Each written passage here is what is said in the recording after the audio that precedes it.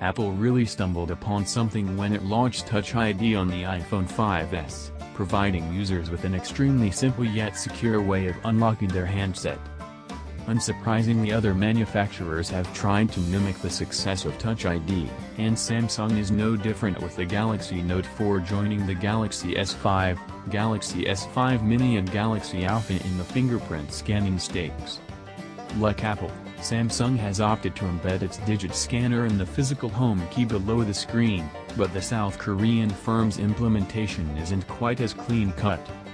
While on the iPhone and the rear of the Huawei Ascend Mate 7, all you need to do is place your finger over the home key for the handset to recognize your print. On the Note 4 you're required to swipe your finger over the pad.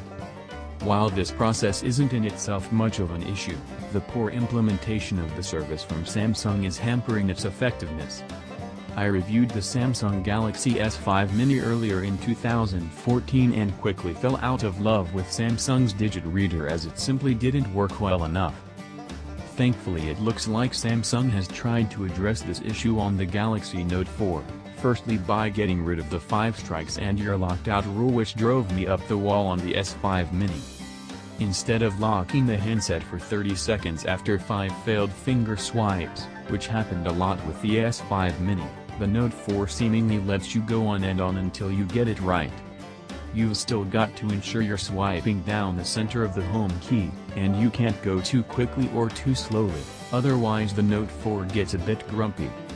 As well as using the fingerprint scanner to unlock the Galaxy Note 4, you can also use the biometric test to verify your Samsung and PayPal accounts, and as an alternative way to sign into websites on the internet. While the system is still some way off a successful scan first time, every time, I did find that in general there were fewer occasions demanding a third or fourth attempt. It's still frustrating how frequently it doesn't work though, especially compared